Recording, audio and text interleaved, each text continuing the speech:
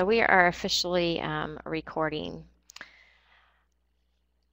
I don't know if Tammy is back with us or not, but look, we're going to go ahead and get started. So over in the top right-hand corner, you should see an agenda of what I plan to discuss, but especially since there's not very many of you, I really want to give you an opportunity to tell me exactly what you would like to talk about and what would like to see during this session, because honestly, we'll have trouble covering everything that's listed in that agenda. So if there's Oh, welcome, Betsy. I'm glad you made it. If there's any certain thing in that agenda that you would really like me to zoom in and focus in on, if you would just go ahead and type that into the chat window, that would be great. I'll give you a minute to do that while I'm sharing my screen.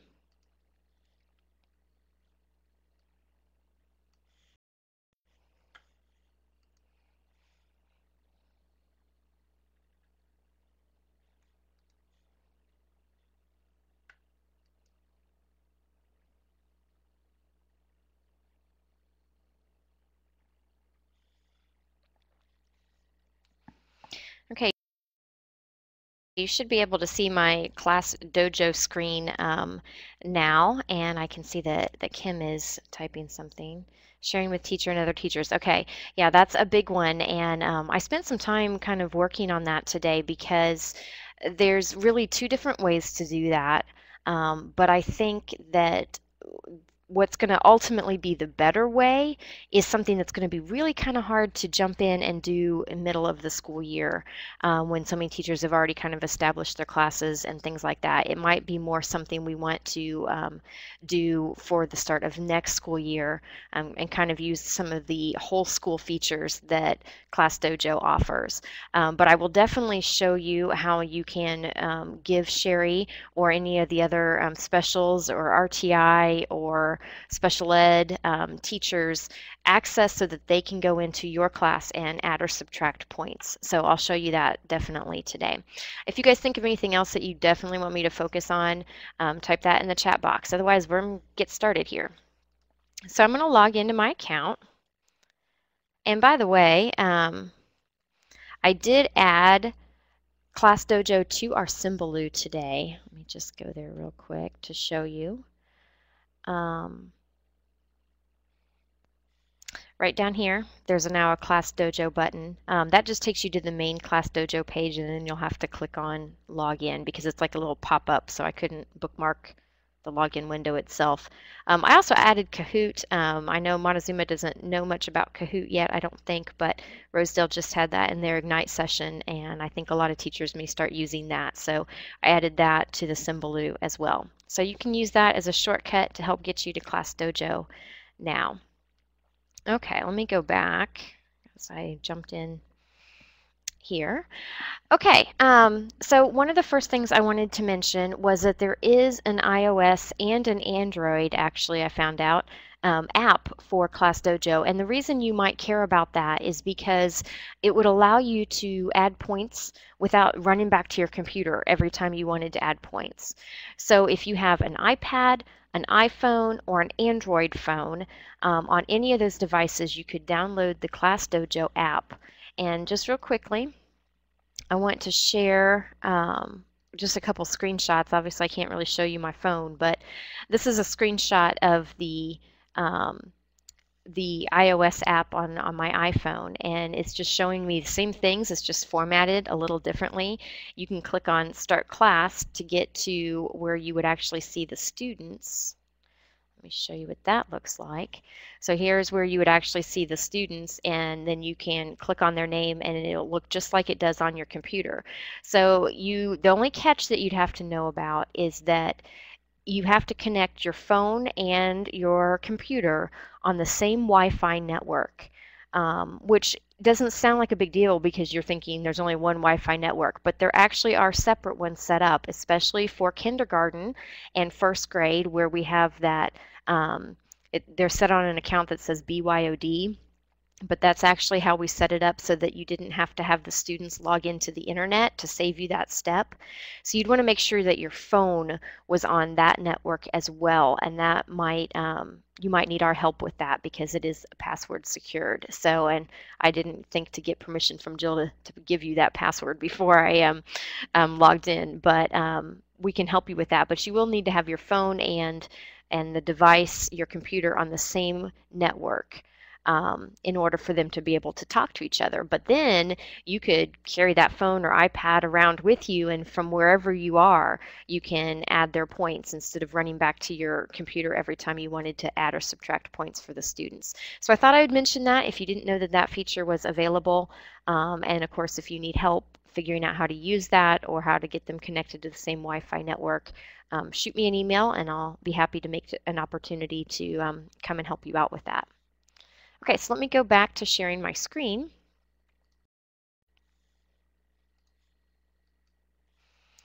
Okay, so now I'm back on my Class DoJo dashboard, as they call it, where I can see my classes. And the first thing we're going to mention is class reports. So I'm going to open up my sample class here. And I've, given some kids some pluses and minuses. I changed mine from the default. I wanted it to show the positives and the negatives. The default is for it to combine those two. So like with Anna here, it would show a green 1 up here for her if they were combined. So if you didn't know that you can change that setting, it's under your display settings, and then under point bubbles right here, I just put it onto separate totals. Okay, so I've got this class and I've just kind of randomly, put some things in there just so I could show you how some of these features work. So now if I go to reports, close that out. Right now it's showing me the whole class, and it's showing me kind of like an activity feed. This is the sequence of what points were awarded or subtracted from, and what student they were given to. Oops, sorry. Over here on the side, though, I can choose a specific student if I want to drill in more specifically. Another thing you want to pay attention to when you're looking at reports is the date range. Right now, I'm seeing this for the entire week. If I want to see it just for today, I can change that view. And it didn't really change anything because I just did these today. So we were already seeing just today's information. But you can change this view to show all of these different things. Even if you reset the bubbles at the start of each day, it'll still show you total tracking for the entire week if you want to see for the whole week. I can also go to a specific student and see that specific student and what has been awarded and all those things. Notice here it says leave your comments for parents. One of the things I want to show you is how to get your parents connected so that they can see their students, their child's behavior in your class. And this would be a really quick way to communicate with them and maybe give them a little more information, because this is just showing whatever you clicked on in terms of your rewards that are set up in Class DoJo. So you could add some comments here as well for the parent to see if the parent is connected to their account. So those are just some of the things you can do with reports. Another great feature here is the different ways you can sort this list. Right now they're being sorted by first name, but if I want to know who has been the best in my class, I can sort it by the highest combined, and I can see what the highest points are, and it's kind of ranking the students. Of course, several of them are tied here, but it's ranking the students by their total points. I can also do the opposite of that and see who needs the most work. So now we're looking at who has the highest negatives. We can do that by percent positives, all these different options of how we can sort this so you can get a better picture of your class. Does anyone have any questions about reports? If not, I want to move on so I can get to the sharing part that you guys definitely wanted to hear about today. Just wait a second for you to type something in there if you want me to go over something. Okay, so I'm going to actually show you the parent. I won't go into a lot of detail on this because I want to save time for the sharing aspect. But let's talk about getting parents connected so that they can see reports and track their students' behavior in your classroom. So I'm going to go back here to the home screen. And right up here at the top where I've got my class listed here, and I've got this little drop down. Now when I was watching a video tutorial today, this screen looked a little different on the person who was doing the tutorial, so I don't know if mine is not up to date or more up to date than that video tutorial, but for mine, I had to click on this little arrow right here. And then we're going to invite parents and students. And when I get in here to that, there's this big blue button that says Print Parent Invitations. All you have to do, this is they've made this really simple for you. You're just going to click on that, and it has prepared this huge PDF file that I can share with my parents. So now it's down here in my downloads. If you're on Chrome, it'll do that. It'll download it down at the bottom. If you're in Firefox, there'll be a little download arrow up here in the top that you'll have to click on to get to that. Either way, it should be going to your downloads folder. But if I open this up, and you can see what it is there, now it's showing me a printout for every student. It's customized for every student. So this one's for Ava, and it gives her a student access code and a parent access code, and then it gives instructions to let the parents know how they can get connected to your Class DoJo account. Let's talk just for a minute about the difference between these two things. The students, if they use this code to set up an account, they can go in and change their avatar, which of course kids think is the coolest thing in the world. Not sure if that's something, you know, kindergartners would be doing on their own, but maybe with a parent's help, they would have fun going in and changing their avatar. So that's what the students can do with their code. And if they do that, if they sign up for a student account and they go in and change their avatar, when you log back in, you'll see the change. It's real time, so that's kind of nice. With the parents, when they log in, they'll be able to see the same reports that you do, that we just looked at, only they'll be seeing it only for their child. They won't be seeing the whole rest of your class. They will also see any sort of messages that you have sent them. You can actually also send them pictures. That's one of the nice things about using the app on your phone. If you're walking around and using your phone to adjust Class DoJo, there's a camera button right there when you go to a student's name. So you can snap a picture of them doing something awesome and click another button, and then it's gone as a message. It'll send it as a message to that parent. So that's a really nice feature that they would have as well. So anyway, you just print these pages and then you distribute them to each of the students, and that gives the parents everything they need to be able to connect and be able to monitor their child's behavior in class. Just to show you what that looks like from the parent side, let me go back here. I sent that for Anna with my little sample class, and so I'm seeing here her behavior, her positives and negatives. I can see the different items. There's also a messages section right here, and you can see that I tried out what it would be like to take a picture and be able to send that to the student for the parents to see. And you can also write comments and all of those kind of things. So just really good tool to use to communicate with parents and keep them on track. Okay, let's get to the part that you guys definitely wanted to hear about today, about sharing your class. So I'm going to go back here, and I'm just going to go back to this screen, to my dashboard screen. And I'm going right here again where I was before, where I can click on this, and I want to click on Share. Okay, so connect a teacher to Mrs. Porter's sample class. All I have to do that is type in the teacher's email address here. So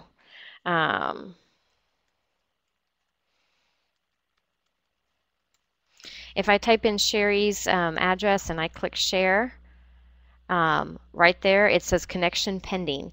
What that did was send Sherry an email saying that I wanted to connect with her in this class. Once she gets that, she'll be able to follow a link in that email, and then we'll be able to get our two classes connected.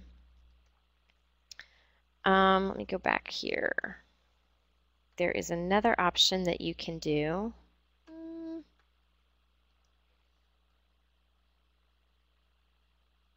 Oh, sorry, I'm not finding what I was just looking for. Oh, I know where I need to be going here.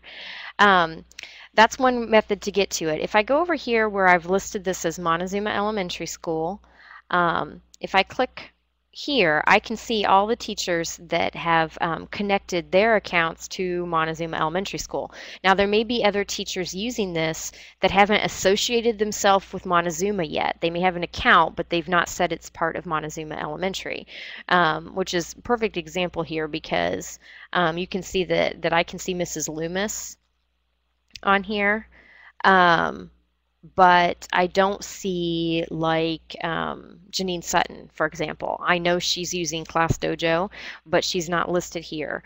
And the only reason would be that she hasn't associated herself with Montezuma Elementary. So if you're one of those teachers, when you first log in to your dashboard, right over here on the side, there should be something that says connect to your school or connect to a school, something like that. It's really simple. You just click on it and start typing in, the name of your school, and it'll find your school, and you'll be able to associate yourself with it. So if I go back here, and let's say that I want to connect with Mrs. Loomis here, I can click this connect button, and it's asking me for her teacher code. Now, I don't know her teacher code, so I would need to find that out from her. Once I have her teacher code, I can type it in and click OK. You can also go the opposite way. Let's say that I want to share my code with Annette. I can click up here where it says show my code. It's going to ask me to retype my password. It's just a security measure. And as soon as I do that, it gives me this code. It even gives me a little shortcut to copy it to my clipboard. And then I can go into my email and email that code to that teacher, and then they can go in and click connect and put that code in. What that does then is that on the dashboard, if I connect with Annette, I will be able to see her class when I see my dashboard. I'll be able to click on it, and I'll be able to adjust the bubbles and the points as well. I think the only thing that you can't do is share it then with another teacher. You can't share somebody else's class with a third party. But everything else that the shared teacher would be able to do. So that's one thing you could do with Sherry, I'm just going to repeat that real quickly. You could go in here where it says click on your school, click show my code, type your password, copy that code to your clipboard, and then send Sherry an email giving her that code. Then Sherry will have to log into her account, and she'll have to click on Montezuma Elementary, click on your name to connect, and type in that code. Once those things have happened, then Sherry will be able to contribute to your class. Now, the thing I was talking about there being another means of doing this, there is a way for us to import the entire student body into a complete school-wide roster in Class DoJo. And then each teacher, first of all, it makes setting up your classes easier because each teacher, when they set up their account, they can just do a couple clicks and then they'll get a list of students when they can check off all the students that are in their account. You wouldn't have to type in each student's name like you had to do when you set up your account. The other advantage is that if the parents get connected, like we talked about earlier, it would allow the parents to see multiple classes. And they could still do that, but they would end up with having to enter each teacher's code separately to be able to do that. So that's something I would really like to do. I just think that in the middle of the year when so many teachers have already started using this and have already set up their classes, that's probably not the best option. They released that option late summer, so it wasn't, it was really hard for us to try and get that up and running for this school year, but definitely something that we could do next school year. Or even at the semester break if you think that it would be something worthwhile doing. So that's something that we can think about and discuss and see if we want to put in place for the following school year. I forgot to mention too that if I connect Sherry to my class account here, and let's say that Sherry goes in and gives somebody a point or takes away a point, if I go into my reports where I'm seeing this feed right here, see where it says Monday, November 24th by Rachel Porter?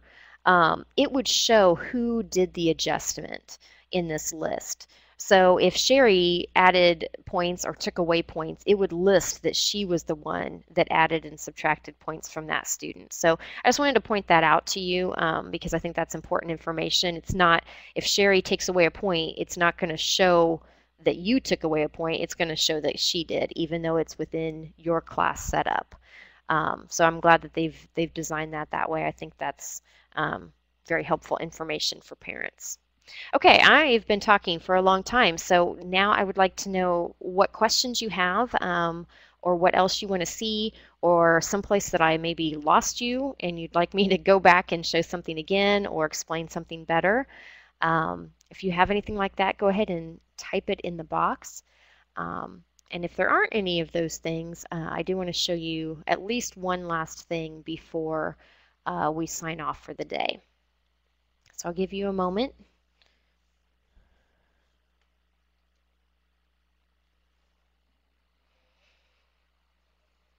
I think I'm going to start calling you Mrs. Ickens.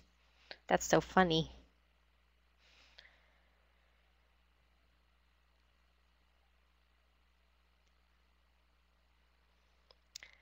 Can I take Kim's iPad home and download the app? Yes, I think you have the MZ iPod username or Apple ID and password, and it's a free app. So yeah, there's no reason that you can't do that. That's absolutely fine.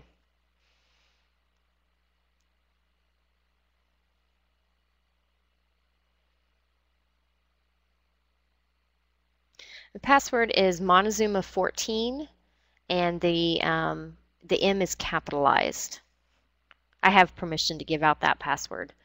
I have to be careful. But it's Montezuma 14, capital M.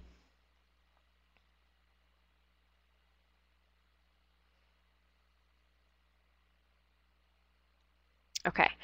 Yeah, and then I will be in your building tomorrow. I'm working with teachers all day, but you're welcome to pop in, and if you're having any trouble with that, I know we often do have to take those things home in order to do them, which is so frustrating, but I can see if I can help you out if you're having any issues getting that on there. One other thing I did want to point out before we dismiss, and feel free to type in more questions if you guys have them. But I'm going to go back to the home screen here, my dashboard. And I wanted to show you, because I think it's kind of hidden, like you wouldn't think to look here. But right here where it says tips from the Class Dojo community, and it has some things listed, and then it says more from the community. If you click on that, it actually opens up this whole help center that has incredible help files in it. Like I just went here for teachers, and then there's all these things that you can check out, and they're actually really well done. Most of them have like a little video tutorial with them, and then they also have step-by-step instructions listed out. So there's basics, and don't forget that there's this here. There's more than these articles. There's actually 15 of them. So you can click on that and get all 15 of the basics. Here's some things about the features. I'll just go to one of these so you can see what I'm talking about. But if I go to this seating chart feature, some of you right now are going, what? You can do seating charts in Class Dojo? Well, no, you can't. Look at that example I picked. That's great. But it's something they're working on apparently, and it's about to come. So let me pick a different one. Well, I'll do the timer because I've used the timer before. I know that they have that. So if I click on that, here it's giving you a little short video tutorial. Oftentimes it'll also underneath that list some steps, like written out steps for how you would use the timer in your classroom. One of the nice things too about this little help center, great ideas from other teachers. There are 7 articles that are all written by actual teachers who have been using Class Dojo, just kind of giving you some ideas of how they use it in their classroom. So I thought those were really good things too. But pretty much anything you could possibly like run into that you're not sure how to do, troubleshooting. Somebody asked the other day, how do I delete a student if I've got a student that's moved away. So it gives you all those things that you might need to know in that little area, but I thought it was kind of hard to find. So I just wanted to point that out to you, that you just go, get back to here, just go to more from the community, and that will give you that. It's probably also right here, I'm guessing. Yep. Right there in that corner where you click on help is where you can find that as well. Okay, does anyone else have any thoughts, questions, anything you'd like for me to go over before we all sign off and go home?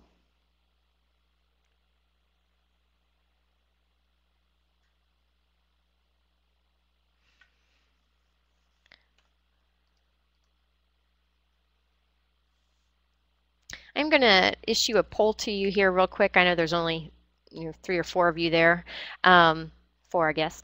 But if you wouldn't mind just giving me a little quick reply there as to when you think we should set up that school-wide feature. If we set it up now, what that basically means is that any teachers that have already created their class lists, they would probably need to wipe the slate clean and create a new class so that we're all tracking through the same student account and that we can take advantage of all of those new school-wide features. So like I said, I'm just a little hesitant to do that now, but it might be something worth doing at the semester break. It's not that far away, or then next school year, or maybe you don't want to use those features at all and you just want to keep using things as they are. So if you don't mind, you can, I guess if you're sharing computers, it's going to be a little hard to vote, but as an individual, but I'll let you answer that question if you want. Okay. All right, well, I hope you guys did get something from the session, and I always appreciate it when people tell me that it was helpful, so thank you for that comment. And I hope that you will be able to join for a future opportunity session and be able to continue learning little golden nuggets of information that just can make your life a little bit easier and help you do more with the tools that we have.